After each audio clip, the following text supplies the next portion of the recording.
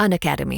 First case is Bhubhone Sahu versus Emperor, All India Report 1949, Privy Council 257. This is the case on accomplice. Accomplice के ऊपर ये case है.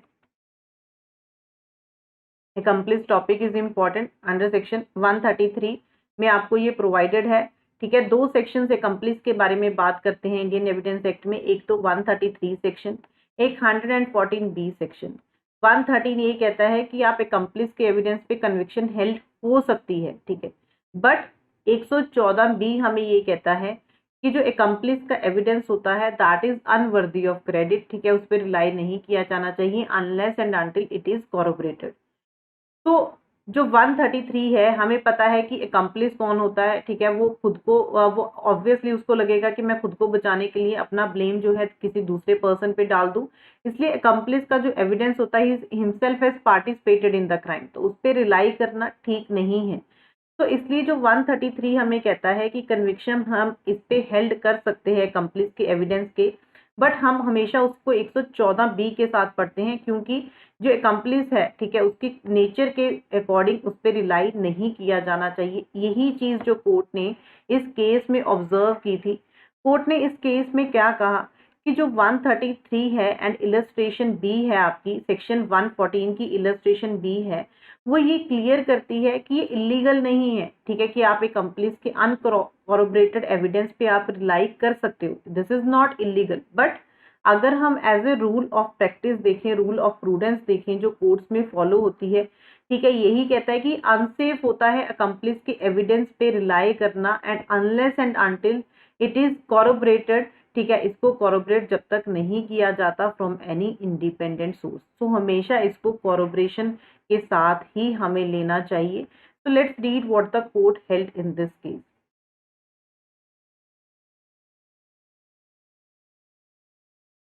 What is your question Aditi ma'am, and कैसे लिखेंगे दोनों में? दोनों को, अगर आपको accomplice का क्वेश्चन आता है अदिति, दोनों मेंशन करो. अगर आपको accomplice का क्वेश्चन आता है, ये केस लिख के दोनों चीजें मेंशन करो and what was held by the court in this case. दोनों चीजें मेंशन करो. ठीक है, so let's read what the court held in this case. The court observed that a combined reading of section 133 and क्योंकि हमेशा इन दोनों को साथ में ही पढ़ते हैं. जब भी आप accomplice का सेक्शन पढ़ोगे 114 इलस्ट्रेशन बी तो आपने लिखनी ही लिखनी है. A combined effect of section 133 and illustration B to section 114 makes it clear that while it is not illegal to act on an uncorroborated evidence of an accomplice, ये illegal नहीं है, आप अनकॉरोबरेटेड evidence के बेसिस पे भी rely किया जा सकता है. But it is a rule of prudence so universally followed as to amount is a rule of law that unsafe to act on the evidence of accomplice. But ये rule of prudence है universally जिसको follow किया जाता है कि unsafe होता है. ठीक है, एविडेंस पे रिलाई करना accomplice के, अनलेस एंड अनटिल जब तक उसको कॉरोबरेट नहीं किया जाता in material respect so as to implicate the accused. Very important landmark judgement. ठीक है, accomplice पे जनरली आपको मेंस में क्वेश्चन आ जाता है एंड प्री में भी समटाइम्स ये क्वेश्चन आ जाता है. This judgement is related to which section? So this is related to section 133. So clear to everyone regarding this judgment?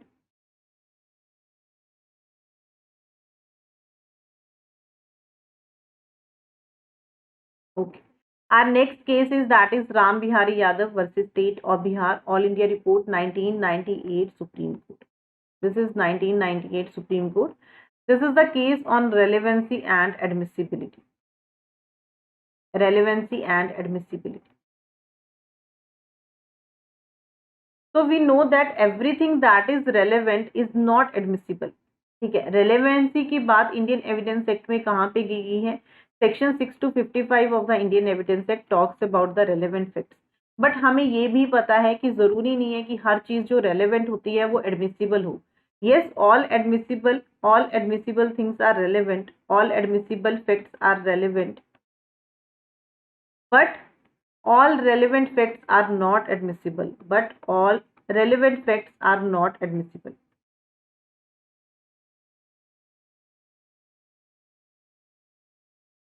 ठीक है, तो इसमें कोर्ट ने यही क्लैरिफाई किया था, ये क्वेश्चन रेज हुआ कि जो ये रेलेवेंसी और एडमिसिबिलिटी है, क्या ये को एक्सटेंसिव एंड सिनोनिमस टर्म्स है, क्या ये एक जैसी टर्म्स है, या इन दोनों जो टर्म्स हैं इनमें डिफरेंस है। This is important judgement. इसमें सुप्रीम कोर्ट ने क्लैरिफाई किया कि डिफरेंस क्या है दोनों में, रेलेवेंसी ऑफ एविडेंस में और एडमिसिबिलिटी में, what is the difference in both of these. So what the court said that frequently the expression relevancy and admissibility are used as being synonymous with each other. देखने में ऐसे लगते हैं कि दोनों सेम है, सिमिलर हैं, but their legal implications are different. क्यों? Because facts which are relevant may not be admissible. जरूरी नहीं है कि जो fact relevant है आपका Indian Evidence Act में under section 6 to 55 वो admissible भी हो। For example, अगर मैं example की बात करूं, ठीक है, जो कम्युनिकेशन हस्बैंड और वाइफ के बीच में होता है दैट इज द रेलेवेंट, वो रेलेवेंट फैक्ट है, बट उसको एडमिसिबल नहीं माना गया है क्योंकि प्रिविलेज कम्युनिकेशन में वो आ जाता है due to the nature of the relationship between the parties, that is not made admissible under Indian evidence act. अगर ऐसे ही हम एडवोकेट और क्लाइंट के रिलेशनशिप की बात करें, जो भी उनमें कम्युनिकेशन होता है, ठीक है, वो रिवील नहीं कर सकते, that is a privilege communication, वो रेलेवेंट है, बट उसको इंडियन एविडेंस एक्ट में कुछ रीजंस की वजह से, उसकी नेचर ऑफ रिलेशन की वजह से उसको एडमिसिबल नहीं माना गया। So relevancy and admissibility are neither coextensive nor synonymous terms. ये ना तो को एक्सटेंसिव है, ना ही ये सिनोनिमस टर्म्स है। Their legal implications are different because facts which are relevant may not be admissible. This is important, ठीक है। एंड इसका आपको प्री में डायरेक्ट क्वेश्चन आता है, whether relevancy and admissibility are synonymous terms और coextensive terms. Our next case is, ये अदिति, ये केसेस मैं पहले क्लासेस में लेक्चर्स में डिस्कस किए हैं, बट आज आपकी सेपरेटली केसेस की ही मैंने वीडियो बना दी है। Next is Magraj Patodia versus R K Birla, 1970 का केस है। So whether evidence obtained by undesirable methods is admissible. So the question that raised is whether evidence obtained by undesirable methods is admissible. तो admissible होता है क्या learners? अगर कोई evidence undesirable method से, improper method से उसको ऑब्टेन किया जाए, whether that is admissible.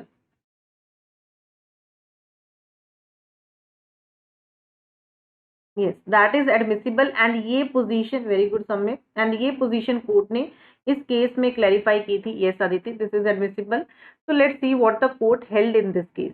The court held that the relevant evidence remains relevant. वो एक relevant रहता है, relevant evidence, even if it was obtained by improper or unlawful means. चाहे उसको आप एक obtain किया जाए एक improper और unlawful means से, but still it remains relevant. जो test apply होता है ये consider करने में, whether evidence is admissible is whether it is relevant to the matter in issue.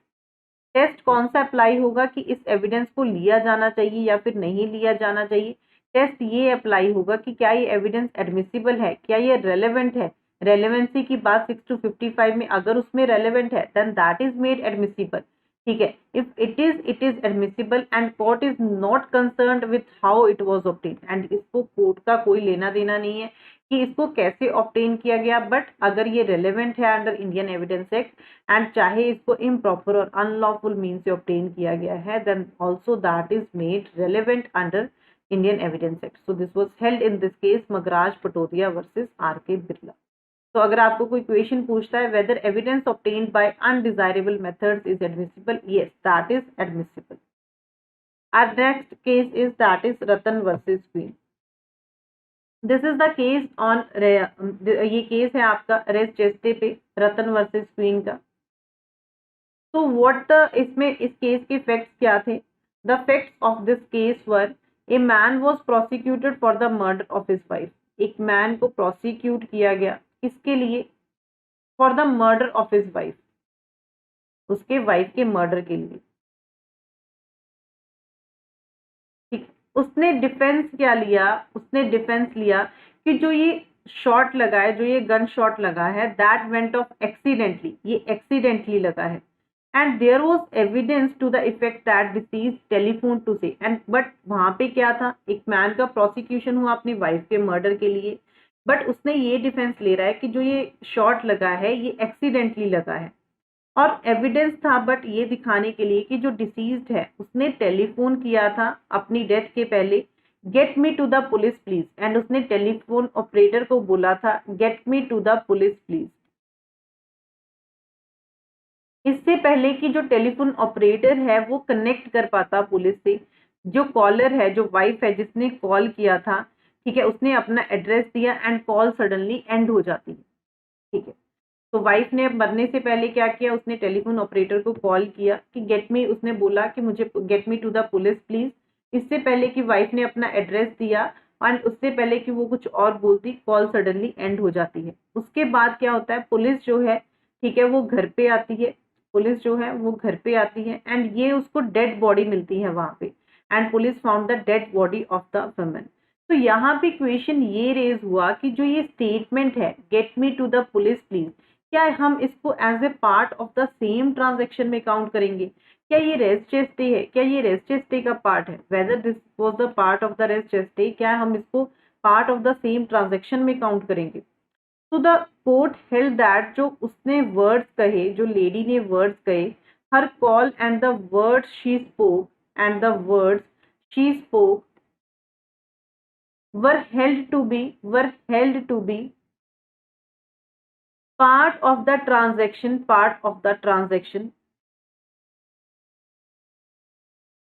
which brought about her death. क्यों? क्योंकि वो सडन रिएक्शन था, उसका स्पॉन्टेनिटी थी, जब उसको डर लग रहा था कि यस मुझे, मतलब ये मुझे मार देगा मेरा हस्बैंड, तो उसने वो टेलीफोन ऑपरेटर को कॉल किया एंड उसके बाद कोई और एविडेंस नहीं था, पुलिस वहां पे आती है एंड डेड बॉडी जो है वहां पे फाउंड होती है। So that's why the court held that जो ये कॉल है and the word she spoke were held to be part of the transaction which brought about her death. This is important case on Reschete, that is Ratan versus Speed.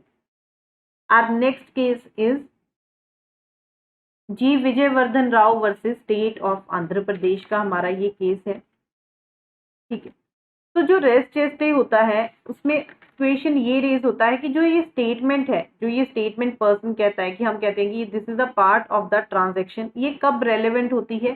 ठीक है, spontaneity कैसी होनी चाहिए, ठीक है, कितनी extent तक ये स्टेटमेंट जो है पार्ट ऑफ द ट्रांजेक्शन हो सकती है। So this was clarified by the court in this case G Vijayvardhan Rao versus state of Andhra Pradesh, all India report 1996। What the court held that if the statement is made after the act is over, अगर कोई statement तब कही जाती है जब वो act खत्म हो जाता है एंड अगर उसके मेकर के पास ये टाइम है रिफ्लेक्शन करने का, डेलिब्रेशन करने का या फिर फैब्रिकेशन करने का, and it is a मियर narration of the past event. Suppose for example अगर कोई गर्ल आती है, वो अपनी मदर के पास ये कहती है दैट शी वॉज रेविस्ड, ठीक है, जब उसके साथ वो चीज हो रही थी तब उसने कोई स्टेटमेंट नहीं दी, कुछ नहीं उसने बोला कि समबडी प्लीज हेल्प मी या फिर कुछ भी, ठीक है, बट उसके बाद जब उसके साथ वो चीज हो जाती है आफ्टर 8-9 आवर्स वो घर पे आती है एंड अपनी मदर को वो चीजें बताती है, then that is not part of the same transaction. वो part of the same transaction नहीं होगी। क्यों? क्योंकि एक्ट यहाँ पे खत्म हो चुका है एंड उसके पास, गर्ल के पास इनफ टाइम है रिफ्लेक्शन करने का, डेलिब्रेशन करने का, फैब्रिकेशन करने का, एंड जो वो अपनी मदर को कह रही है this was the mere narration of the past event ही है ये, that's why this is not relevant and the statement should be an exclamation posed out of a witness by an emotion generated by an event.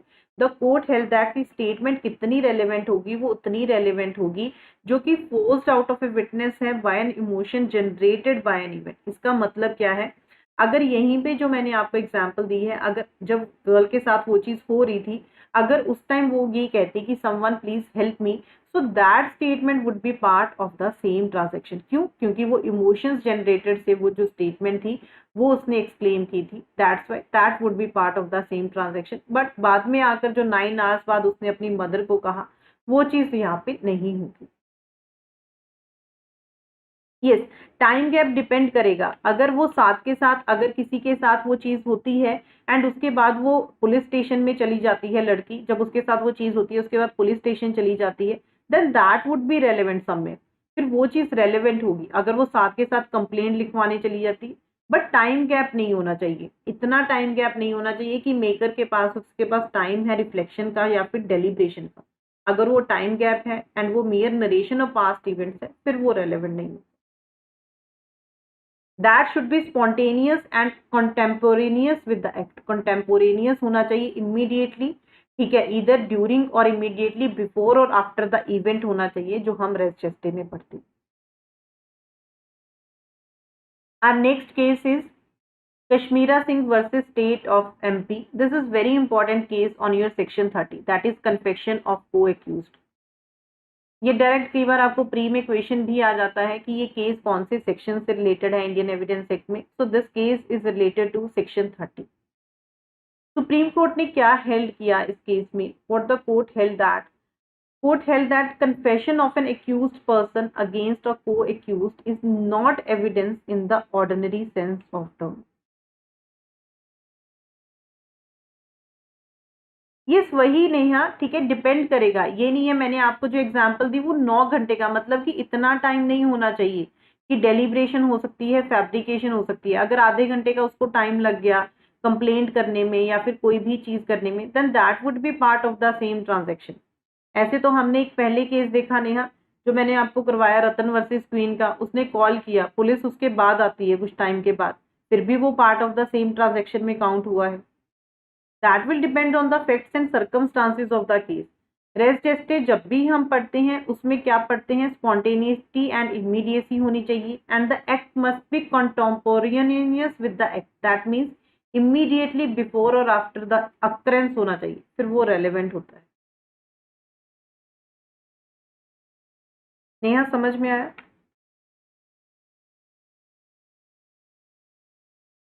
तो this is the next case that we were discussing, confession of co-accused. हमें पता है कि confession के cases में, ठीक है, अगर कन्फेशन कोई को एक्यूज देता है, जॉइंट ट्रायल चल रहा है, सेम ऑफेंस के रिगार्डिंग है, जॉइंट ट्रायल है, सेम ऑफेंस है, then that is relevant under section 30। वो रेलिवेंट होता है against the other co-accused. In this case what the court held that the confession of an accused person against a co-accused is not evidence in the ordinary sense of the term. Court ने ये held किया कि जो accused person का ये against the को accused जो ये कन्फेशन है ये रेलेवेंट नहीं है। क्यों रेलेवेंट नहीं है? ठीक है, क्योंकि ये जो हम डेफिनेशन पढ़ते हैं एविडेंस की सेक्शन 3 में, that includes only oral evidence, documentary evidence and electronic evidence. वहां पे कहीं भी कन्फेशन ऑफ को एक्यूज्ड के बारे में नहीं बात की गई है। Good morning Shivam. वहां पे कहीं भी कन्फेशन ऑफ को एक्यूज्ड के बारे में नहीं बात की गई। क्यों नहीं है? क्योंकि वो जो एविडेंस है, जो कन्फेशन दे रहा है co-accused against the other, it is not required to be given on oath. एक तो वो ओथ पे नहीं दिया जाता है। Second thing is it is not required to be given in the co-accused against whom imputations are made. जिसके अगेंस्ट वो कन्फेशन दे रहा है, ठीक है, उसकी प्रेजेंस में नहीं दिया जाता है। एंड इनफैक्ट ये क्रॉस एग्जामिनेशन पे भी इसको टेस्ट नहीं किया जाता है। ये फॉल्स और कॉन्कॉप्टेड हो सकता है through malice as far as it affects others, क्योंकि ये दूसरों को इफेक्ट करता है। So the basically the court held that कि जो कन्फेशन ऑफ को एक्यूज्ड है इस पे रिलाई आप इतना नहीं कर सकते हो, क्योंकि ये ना तो ये सेक्शन 3 में आता है और सेक्शन 3 में नहीं आता, इसलिए ना तो ये ओथ पे दिया जाता है, ना ही ये प्रेजेंस में दिया जाता है को एक्यूज्ड की, ना ही इसको टेस्ट किया जाता है by cross examination. It may be false and concocted through malice as far as it affect others. समझ में आ रहे हैं केसेस? जितने ही केसेस हैं ये सारे ही इंपॉर्टेंट है।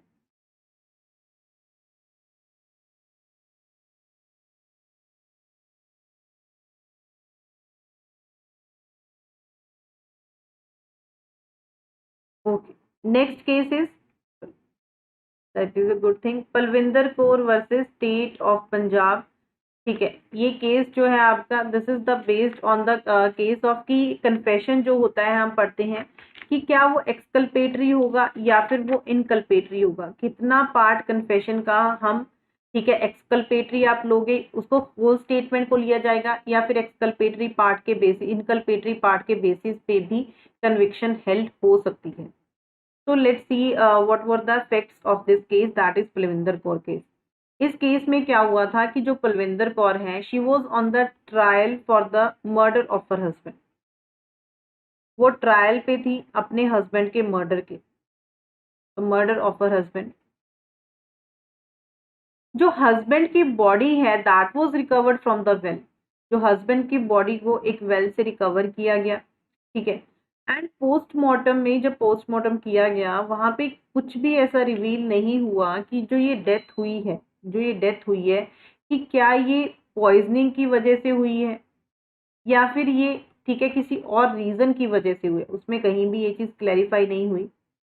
तो जो पलविंदर कौर है उसने अपनी स्टेटमेंट में, जब वो कोर्ट में ट्रायल चल रहा था, उसने क्या कहा कि जो उसका हस्बैंड है, जो उसका हस्बैंड था, ही वॉज ए फोटोग्राफर, वो एक फोटोग्राफर था, ठीक है। एंड वो अपने पास एक फोटो डेवलपिंग मटेरियल रखता था, वो अपने पास एक फोटो डेवलपिंग मटेरियल रखता था जो कि एक क्विक पॉइजन की तरह था। एंड जब वो बीमार पड़ा, जब उसका हस्बैंड बीमार पड़ा, वो उसके लिए कुछ मेडिसिन लेके आई जो कि उसके हस्बैंड ने, ठीक है, जो कि उसका हस्बैंड इस जो फोटोग्राफर डेवलपिंग मटेरियल था इसके साथ रखता था। एंड गलती से उसने वो मेडिसिन समझ के जो फोटोग्राफर ये डेवलपिंग मटेरियल है, जो ये सोल्यूशन है, इसको स्वेलो कर लिया इंस्टेड ऑफ द मेडिसिन। उसने मेडिसिन की वजह जगह उसने जो ये फोटो डेवलपिंग मटेरियल है इसको स्वेलो कर लिया, गलती से वो दोनों चीजें साथ में रखी हुई थी। तो उसके बाद उसने ये कहा कोर्ट में कि वो घबरा गई। उसके बाद जब ऐसा हुआ, उसने जो एब्सकॉन्डिंग एक्यूज्ड है उसके साथ मिलके इस बॉडी को पैक कर दिया एक ट्रंक में एंड डिस्पोज ऑफ कर दिया कुएं में। तो कोर्ट ने यहाँ पे, इसने दो स्टेटमेंट दी, जो उसकी वाइफ है, जब उसका ट्रायल था दो स्टेटमेंट थी। एक स्टेटमेंट उसके फेवर में जा रही है कि उसके हस्बैंड ने गलती से वो मेडिसिन स्वेलो कर ली, उसके फेवर में जा रही है कि उसकी कोई गलती नहीं थी, उसने वो सोल्यूशन समझ के उसने खुद ले लिया। सेकेंड पार्ट इसमें स्टेटमेंट का ये है कि वो घबरा गई, उसने बॉडी को पैक कर दिया किसी के साथ मिलके एंड उसने ट्रंक में एंड उसने कुएं में फेंक दिया। तो जो फर्स्ट स्टेटमेंट है दैट इज द एक्सकल्पेटरी पार्ट, वो उसको एक्सकल्पेट करती है, वो उसको इंक्रिमिनेट नहीं कर रही है, उसके अगेंस्ट नहीं जा रही है स्टेटमेंट, वो एक्सकल्पेटरी पार्ट है कि उसके हस्बैंड ने गलती से किया। बट जो सेकंड स्टेटमेंट है कि उसने ट्रंक में वो बॉडी को डाला एंड उसने कुएं में फेंक दिया, दैट इज द इनकल्पेटरी पार्ट, क्योंकि वो उसको इंक्रिमिनेट कर रही है।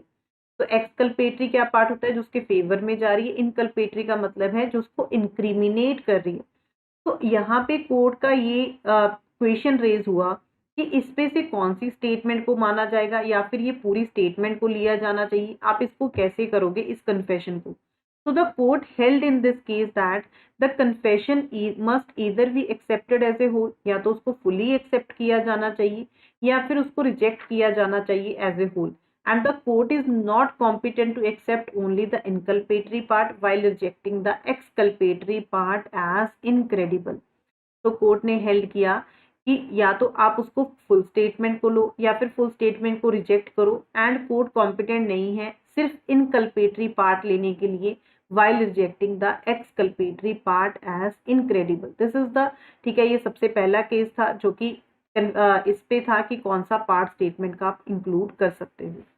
इस पे ही नेक्स्ट केस है जिसमें कोर्ट ने इस पोजीशन को ज्यादा क्लैरिफाई कर दिया, that is Nishikant Jha versus state of Bihar का। उसमें तो ये कहा कि या तो फुल स्टेटमेंट को लो या फिर एडमिसिबल मानो या फिर फुल स्टेटमेंट को आप रिजेक्ट करो। बट इसमें कोर्ट ने क्या हेल्ड किया, that where the exculpatory part of a confessional statement is not only inherently improbable but is contradicted by the other evidence, the court can accept only the inculpatory part and piecing the same with the other evidence convict the accused. तो इसमें court ने ये clarify किया कि जो confessional statement है जहां पे एक्सकल्पेटरी जो पार्ट है, ठीक है, वो इनहेरेंटली इम्प्रॉबेबल है एंड उसको जो अदर एविडेंसेस कोर्ट में पेश किए गए हैं वो उनको कॉन्ट्राडिक्ट करता है। तो वहां पे कोर्ट जो है इनकल्पेटरी पार्ट को एक्सेप्ट कर सकती है, उसको एक्सकल्पेटरी पार्ट से सेपरेट करके, and conviction can be held on the basis of only making the inculpatory part admissible. So this was clarified by the court in this case, that is Nishikant Jha versus State of Bihar. There are number of other cases also on this जिसमें और court ने position clarify की, but 2 cases are, ठीक है, ये sufficient है cases, 2 cases आप लोगों को समझ में आया, exculpatory and inculpatory part.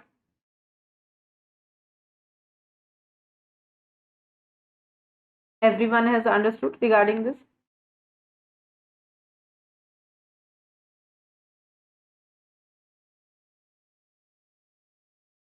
Next question, next case is Sharda Vidyachand Sharda versus State of Maharashtra.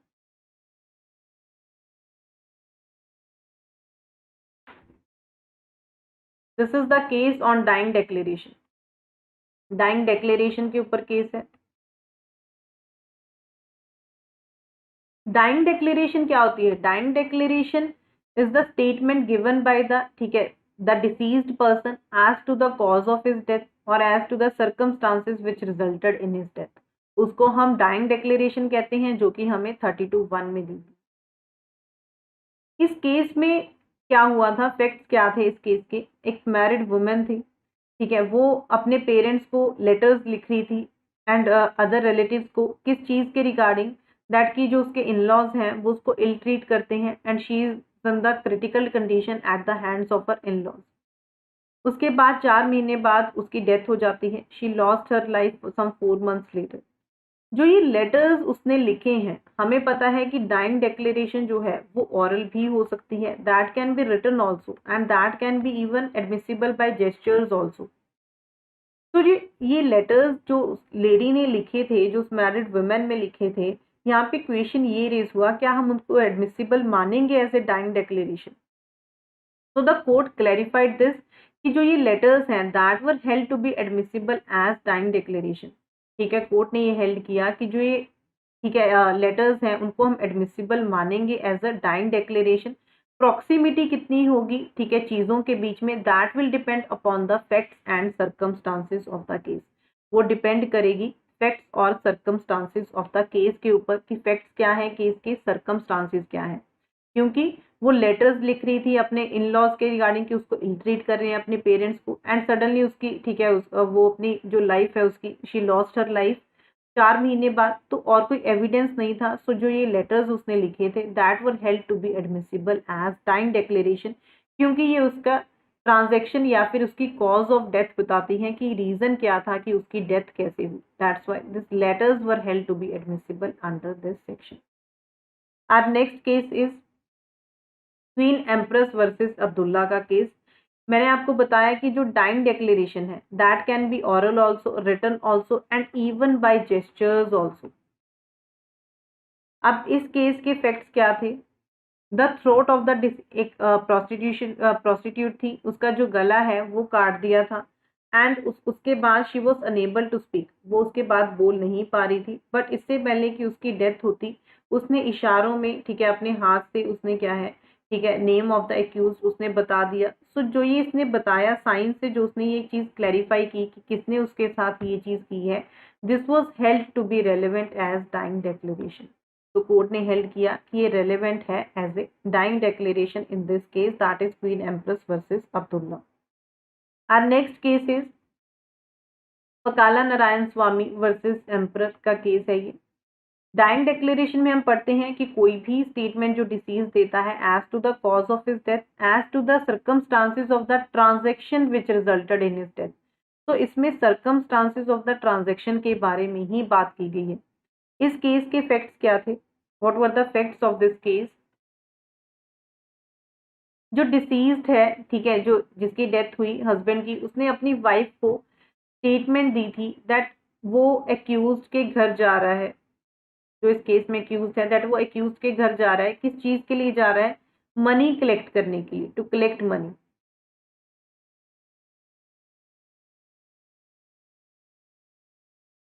To collect money, ठीक है, उसके लिए वो जा रहा है. एंड उसके बाद क्या होता है कि वो एक ट्रेन लेता है, वो एक ट्रेन पकड़ता है बहरामपुर से, जहाँ पे एक्यूज्ड रह रहा होता है. उसके कुछ दिनों बाद उसकी बॉडी एक ट्रंक में फाउंड होती है which had been purchased on behalf of the accused, जो कि उसने एक्यूज के बिहाफ पे परचेज की होती है. तो यहाँ पे ये क्वेश्चन रेज हुआ कि जो उसने अपनी वाइफ को ये स्टेटमेंट दी that he was going to the accused to collect money from him, क्या इसको हम डाइंग डिक्लेरेशन में इंक्लूड करेंगे? Whether this is the part of the circumstances of the transaction which resulted in his death. So it was held that the statement made by the deceased to his wife was admissible in evidence under section 32(1). क्यों admissible है? क्योंकि ये circumstances बताते हैं उस transaction के जिसने की रिजल्ट किया उसकी डेथ में। This is the circumstances of the transaction which resulted in his death. That's why जो उसने अपनी वाइफ को स्टेटमेंट दी थी that was held to be admissible under dying declaration under section 32(1). All of you clarified with these cases?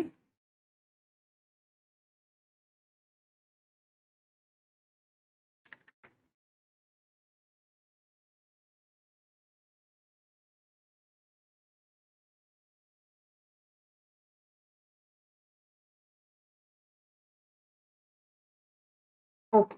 Next case is FIR as dying declaration.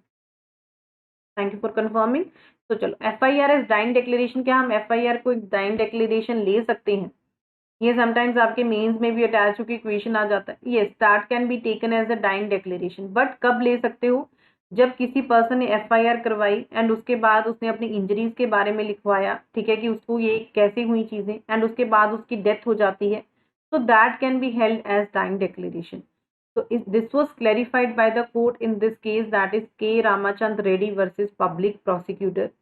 The court held that where an injured person lodged the FIR and then died, it was held to be relevant as dying declaration. इस case में क्या हुआ था? Injured person ने FIR launch की and उसके बाद उसकी डेथ होगी, तो the court held that it was relevant as dying declaration. क्यों? क्योंकि उसमें उसने बताया था कि व्हाट इज द रीजन, मतलब कि कॉज ऑफ डेथ क्या है। डाइंग डिक्लेरेशन वही होती है कि एक स्टेटमेंट जो पर्सन देता है जिसमें वो ठीक है ये बताता है कि ये रीजन क्या है, उसको इंजरीज कैसे हुई। यही अगर FIR में वो लिखवा के उसकी डेथ हो जाती है तो हम इसको रेलेवेंट मान लेंगे as a DD। Our next case is, so there is no slide. Our next case, I'll just make you write the next case.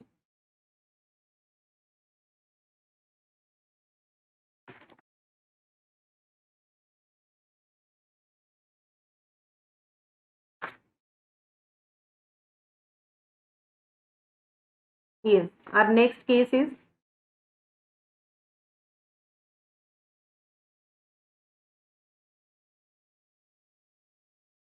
Kotaya versus Emperor. This was the case on section 27. Section 27 पे case है ये। इस case में क्या होता, हमें पता है कि सेक्शन 27 में, ठीक है, अगर कोई भी स्टेटमेंट दे रहा है, जो एक्यूज्ड है वो पुलिस कस्टडी में है, तो कितना पार्ट जो स्टेटमेंट का है हम उसको रेलेवेंट मानेंगे, ये चीज फिर उसमें आ जाती है सेक्शन 27 में, कि how much of the information received from the accused may be prove, कितनी इंफॉर्मेशन वो प्रूव की जा सकती है। तो इस केस में कोर्ट ने यही चीज क्लैरिफाई की थी। इस केस के फैक्ट्स क्या थे? 1947 का केस है ये। इस केस में ये हुआ था कि जो एपेलेंट्स हैं, एपेलेंट्स, उन पे मर्डर का चार्ज लगा था, ठीक है, मर्डर का चार्ज लगा था। They were guilty of murder, made some, उन्होंने कुछ कन्फेशंस किए पुलिस कस्टडी में। They made some confessions in police custody, but जब उन्होंने अपील फाइल की, जो ये एपेलेंट्स हैं, उन्होंने ये कंटेंट किया कि जो इन्होंने ये कन्फेशन किया था पुलिस कस्टडी में, that were admitted in violation of, that were admitted in violation of section 26 and 27, section 26 and 27। इस केस में जो स्टेटमेंट थी वो क्या दी थी, जो इसमें एपेलेंट्स थे उन्होंने ये स्टेटमेंट दी थी। एक स्टेटमेंट जो पर्सन ने दी थी उसने ये कहा था कि I Kotaya and others beat Subbaiah and beat Sivaiah and Subbaiah to death. उसने ये कहा कि मैंने, ठीक है, I Kotaya and others beat Subbaiah and Subbaiah to death. I hit the spear, I hit the spear and my stick, I hit the spear and my stick in the rick of my village. मैंने जो ये stick जिसके साथ मारा था, ठीक है, वो मैंने ये वहां पे छुपाई है। We did all this at the instance of Kotaya, and एक दूसरे एक्यूज ने ये स्टेटमेंट दी दैट अनदर एक्यूज ने क्या स्टेटमेंट दी, ये तो फर्स्ट एक्यूज की स्टेटमेंट है। नेक्स्ट एक्यूज ने ये स्टेटमेंट दी that I stabbed Sivaiah with a spear, Sivaiah with a spear, I hid the spear in a yard in my village, in a yard in my village. I will show if you come, I will show if you come. Section 27 में हम क्या पढ़ते हैं, अगर section 27 apply करना हो, सिर्फ वो इन्फॉर्मेशन का पार्ट रेलेवेंट होता है, डिस्कवरी ऑफ फैक्ट, जो कि पुलिस की नॉलेज में अर्लियर नहीं था, जो सबसे पहले उसको एक्यूज देता है, जो एक्यूज पुलिस कस्टडी में है। अब इसमें जो ये फर्स्ट एक्यूज ने जो ये स्टेटमेंट दी है कि मैंने और ठीक है दूसरों ने मिलके इसको मारा और उसकी डेथ कर दी, दिस इज नॉट रेलेवेंट, क्योंकि फिर ये तो कन्फेशन हो गया, जो हम 25-26 में पढ़ते हैं, confession made to a police officer is not relevant. But जो इसका सेकेंड पार्ट है that I hit the spear and my stick in the rick of my village, this is relevant. क्यों? क्योंकि ये डिस्कवरी ऑफ फैक्ट है and this is not in the knowledge of the police earlier, ये discovery of fact हो रहा है, that's why this part will be relevant under section 27। जो इतना पार्ट है ये रेलेवेंट होगा, ठीक है, जो सेक्शन 27 में है। Yes Aditi, this part is relevant. And अगर हम सेकेंड एक्यूज के स्टेटमेंट की बात करें, I stabbed spear with the spear, this is not relevant, ये तो फिर कन्फेशन हो गया, पुलिस ऑफिसर को कन्फेशन तो रेलेवेंट ही नहीं होता। बट इसका part that I hit the spear in a yard in my village, I will show if you come, जो ये पार्ट है दिस इज रेलेवेंट। क्यों? क्योंकि ये डिस्कवरी ऑफ फैक्ट के बारे में बात कर रहा है कि उसने वो स्पेयर जो है वो कहाँ पे छुपाया था। So the court held that the above passage is admissible as it served to connect the object discovered with the offence charged. जो उनपे ऑफेंस चार्ज लगा है ये उसके रिगार्डिंग जो ऑब्जेक्ट जो है डिस्कवर हुआ है उसको कनेक्ट करता है। The other portions of the statement relates to the past discovery of the object produced, thus not admissible. जो ये अदर पोर्शंस हैं स्टेटमेंट की, ये सिर्फ एक पास्ट हिस्ट्री बताते हैं and that are not admissible and these are the confessions under other section. तो सेक्शन 27 में सिर्फ वो चीज रेलिवेंट होगी जो फैक्ट की डिस्कवरी करती है। Let's see another case on this section 27, another important case that is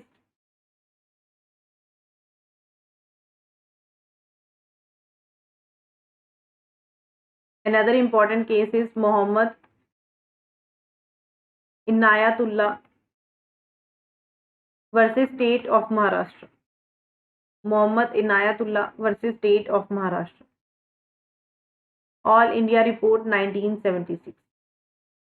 इसमें supreme court laid down some propositions, ठीक है, कि सेक्शन 27 में कब रेलेवेंट होगी कन्फेशन, कब डिस्कवरी ऑफ फैक्ट क्या होता है, क्या क्या चीजें, इसमें कोर्ट ने कुछ पॉइंट्स जो हैं क्लैरिफाई किए थे।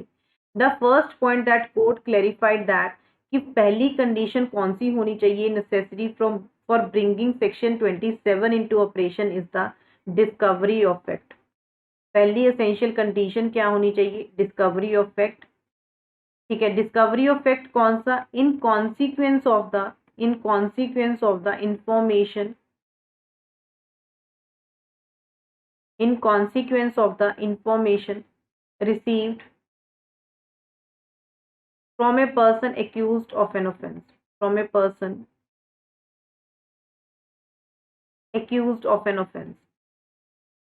तो फर्स्ट कंडीशन ये जरूरी है सेक्शन 27 को ऑपरेशन में लाने के लिए। Second essential condition is the discovery of fact. जो ये डिस्कवरी ऑफ फैक्ट है, what it includes, the discovery of fact includes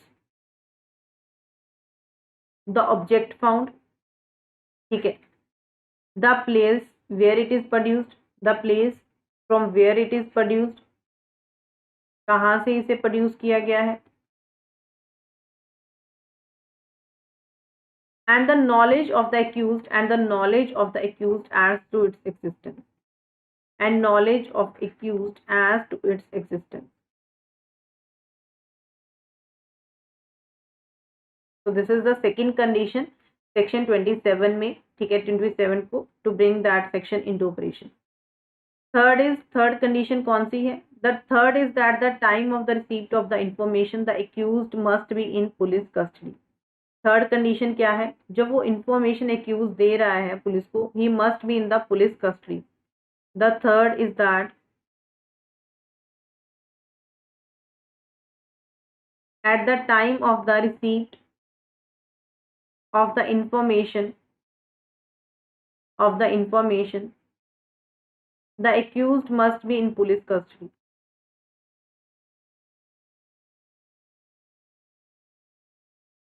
accused जो है वो पुलिस कस्टडी में होना चाहिए.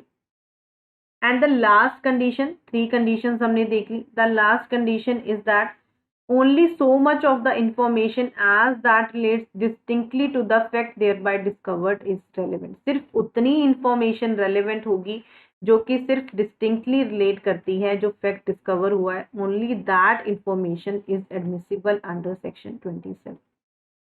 तो इसमें कोर्ट ने सारी कंडीशंस लेट डाउन कर दी to bring section 27 into operation. Clear to everyone this case law?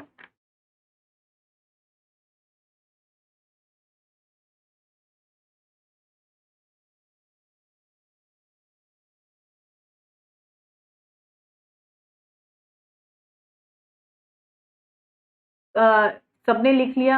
I have to erase this क्योंकि स्लाइड नहीं है और तो मुझे ये इरेज करना पड़ेगा.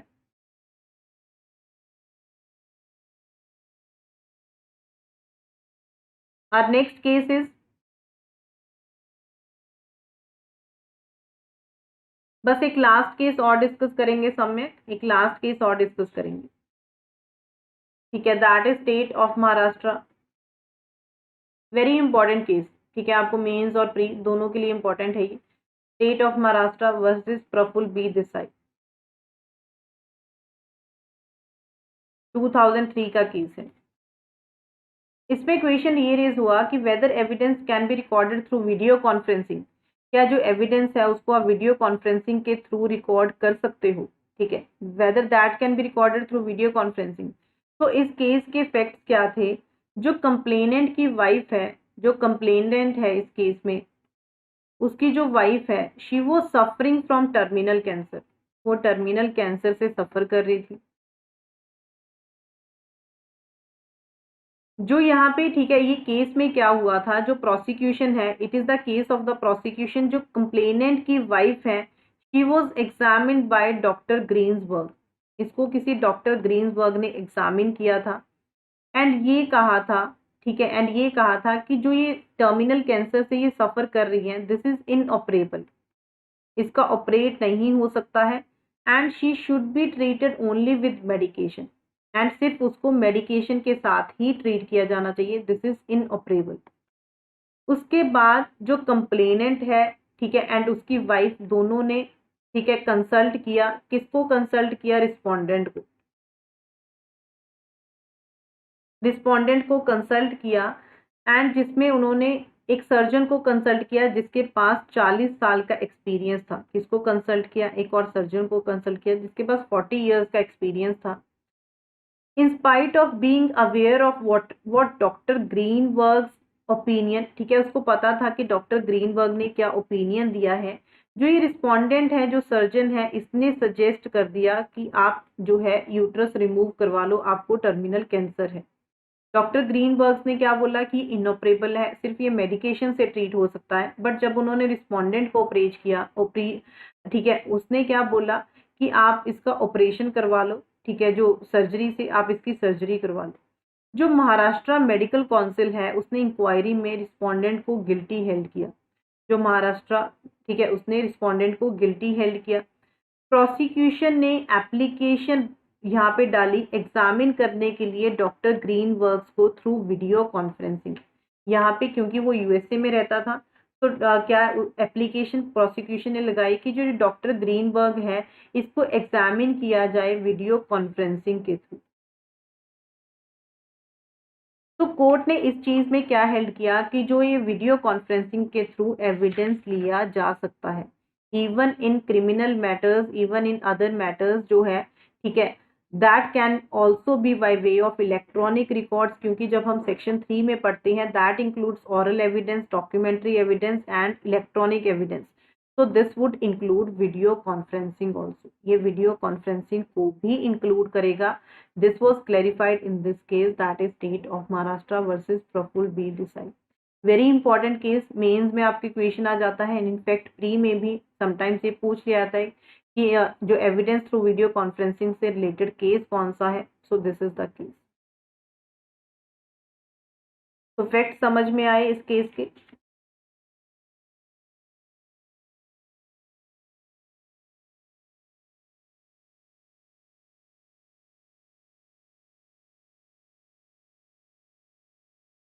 ओके, तो आज इतने ही हम केसेस डिस्कस करेंगे.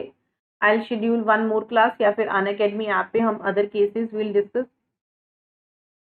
नहीं, सबमिट साइटेशन की जरूरत नहीं होती है. साइटेशन तभी लिखो जब आपको याद है. साइटेशन मतलब कि आप अच्छे से उसको याद रख सकते हो कि 2003 है तो 2003 ही लिखो. साइटेशन गलत नहीं लिख के आनी है, और लर्न करने की इसको जरूरत नहीं है. केस नेम इनफ होता है, क्योंकि एग्जामिनर को भी पता है there are number of cases.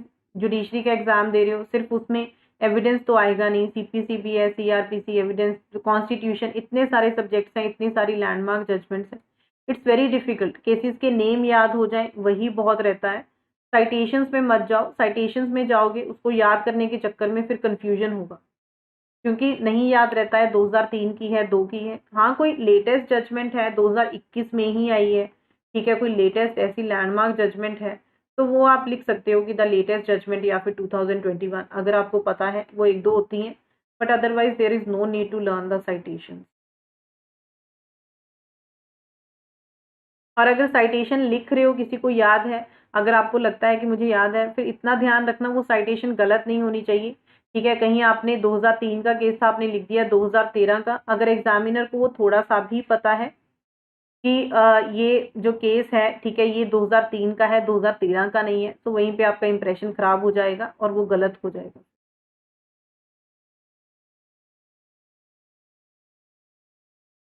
Yes, case लो ऐसे जरूरी नहीं है अदिति, दैट विल डिपेंड. ठीक है, केसेस कब जरूरी होते हैं, या तो आपको यही आ जाए whether evidence through video conferencing is admissible, explain it with relevant case law. अगर आपको ये क्वेश्चन आ जाए whether evidence recorded through video can be taken through video conferencing, explain it with relevant case law, फिर वहां तो कोई आपके पास ऑप्शन ही नहीं बचता है. वहां तो आपको लिखना ही लिखना पड़ेगा. आपको ये केस वहां पे मेंशन करके आना ही पड़ेगा.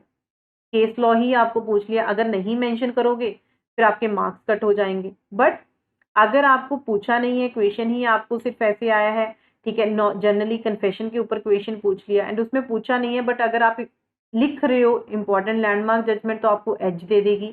नहीं लिख रहे हो तो एग्जामिनर नहीं है या कि आपका क्वेश्चन गलत कर देगा, बस मार्क्स आपको उस हिसाब से मिल जाएंगे. और अगर आपने इन ये भी लिख दिया in a relevant case law, the court held that, अगर याद नहीं आ रहा है नाम, तब भी वो इनफ होता है. तो that will depend on you कि आप एग्जाम को कैसे अटेम्प्ट करते हो. एग्जाम को अटेम्प्ट करने के भी काफ़ी वेज होते हैं. जहाँ पे पूछा हुआ है वहाँ तो लिखना ही, जहाँ पे नहीं पूछा हुआ अपने वे से उस क्वेश्चन के आंसर को फ्रेम करके आप उसको कवर अप कर सकते हो. ये अदिति, आंसर लेंथ मैटर करती है, क्यों नहीं करती. अब मेरी ये नहीं है, LLB का एग्जाम नहीं है, ठीक है, ये नहीं है कि आपने मतलब कि बिल्कुल अगर क्वेश्चन पूछा है 8 नंबर का, उसको 5-6 पेजेस लिख दिए. बट यस, ये है कि आप एटलीस्ट 1-2 पेज तो लिखो, 1.5 पेज लिखो. अगर आपको वर्ड स्पेसिफाई नहीं किए, right 1.5 page. That will depend on the number of marks. ये नहीं है कि आपने सिर्फ 6-7 लाइन्स लिखी और वहीं पे ही उसको खत्म कर दिया. थोड़ा सा उसको सिर्फ टू द पॉइंट रेलेवेंट चीजें लिखनी है. अगर कोई चीज आपको पूछी गई है, जैसे whether FIR can as a dying declaration is admissible, अगर आपको ये क्वेश्चन आ जाता है, थोड़ा सा डाइंग डिक्लेरेशन क्या होती है उसका लिख के, उसके बाद केस लिख के आप उसमें क्या हेल्ड हुआ था, ऐसे करके उसको एक्सप्लेन कर सकते हो.